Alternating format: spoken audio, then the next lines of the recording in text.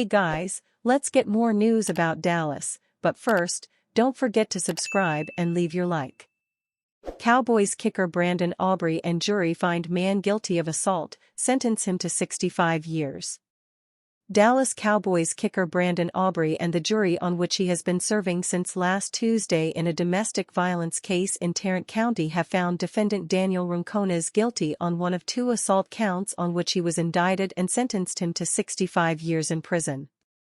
Rincones, whom the jury found not guilty of assault strangulation, was eligible for the lengthy sentence because of his status as a repeat offender.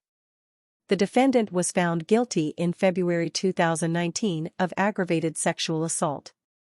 Rincones' offenses were each committed against a member of his household, according to court records. During jury selection, Judge David Hagerman, who presides in the 297th District Court, described the trial schedule and asked whether prospective jurors had travel plans. He said that he had to travel for work on Saturday, recalled defense attorney Rob Keating, whom Rincones retained in the case. The trip did not conflict with the plan for trial, Aubrey suggested. He did not mention being a cowboy, Keating said, although Judge Hagerman, counsel for the state and defense and perhaps others were familiar with Aubrey's occupation. The kicker's work was not again discussed on the court's record. Keating declined to say whether, after the punishment verdict, the case's prosecutors or defense attorneys talked with Aubrey in the jury room. Such informal, off-the-record meetings are common. Aubrey was not the presiding juror, as the panel's quarterback is known, Keating said. Tarrant County heard me and have helped me make it possible to protect others from an evil man, victim Tiffany Rincones, Daniel Rincones' ex-wife, told the Fort Worth Star-Telegram after the punishment verdict. Aubrey returned to the Cowboys facility Wednesday afternoon after fulfilling his jury service. He was selected for the jury last Tuesday and missed scheduled practice with the team. He traveled to Frisco after trial days to get in work with his special teams unit. In the one game that Aubrey played while the case was ongoing, he converted on his 1 field goal attempt and each of his 3 extra point opportunities. The 2023 All-Pro will on Thursday be back at the Cowboys facility in full. The first-place Atlanta Falcons host the Dallas Cowboys this week. Fresh off another win versus Tampa Bay to sweep the season series, Atlanta turns its sights to placing distance between themselves and some of the other NFC playoff hopefuls. Enter the Dallas Cowboys. At 3-4, America's team limps into the city, looking to shake loose the misfortune that continues to follow them. While the boys possess a litany of questions, no clear answers currently exist. With that said, how should the Falcons attack the Dallas defense? All-Pro edge rusher Micah Parsons missed the last 2 games with a high ankle sprain. Whether he plays on Sunday versus Atlanta remains up in the air. However, the Falcons still need to prepare for him, just in case. With a high ankle sprain, that could hamper Parsons' ability to move laterally. As a result, Dallas may use him exclusively as a situational pass rusher to ease him back into the flow. The Falcons still need to chip him before the back or tight end releases into the pattern. Make Parsons work on that injured ankle. Giving him single blocking does not make sense. The Cowboys lack another quality pass rusher, so eliminating their only perimeter threat opens up everything else in the passing game. Falcons have several starters on injury report before facing Cowboys. The Atlanta Falcons' first injury report before their Week 9 matchup with the Dallas Cowboys consists of several key players. 3 players did not participate in Atlanta's practice Wednesday, headlined by All-Pro right guard Chris Lindstrom.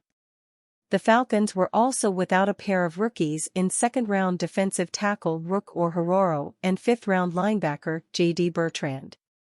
Lindstrom suffered a knee injury in the third quarter of Sunday's 31-26 win over the Tampa Bay Buccaneers, but Falcons coach Raheem Morris said post-game he was cleared to return.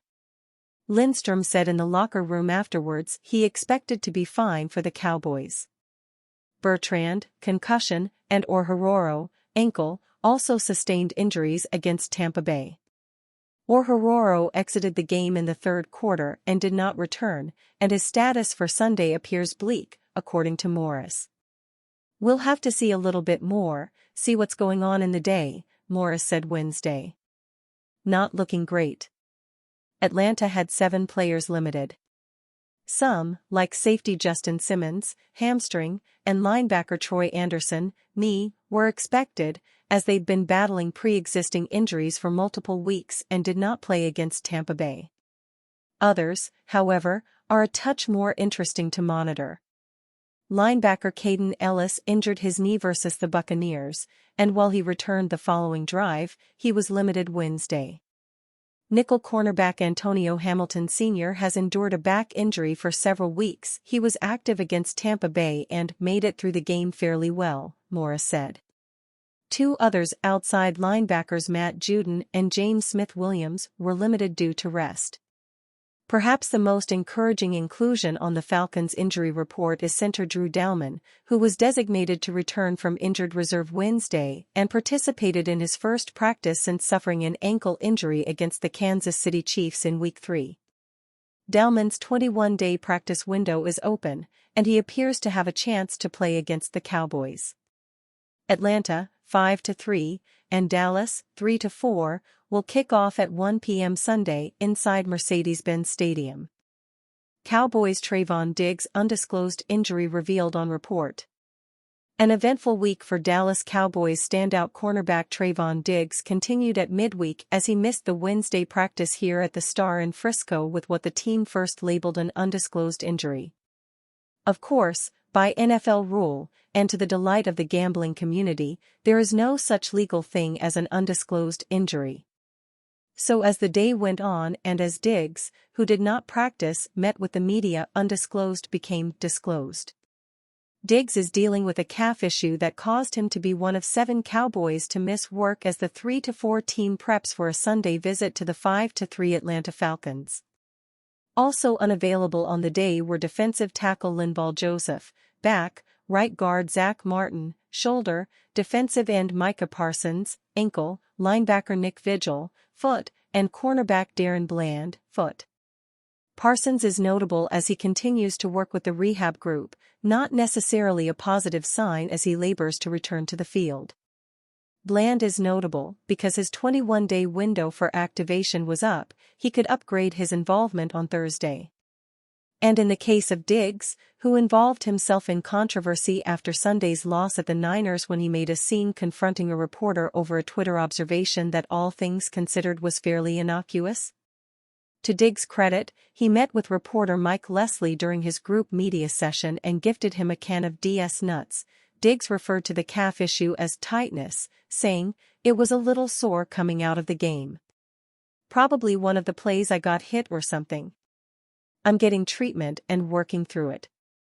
Kicker Brandon Aubrey was the 7th unavailable Cowboys player as he finished his stint at jury duty. And you fan? What do you think of the situation of Trayvon Diggs? Leave your opinion in the comments.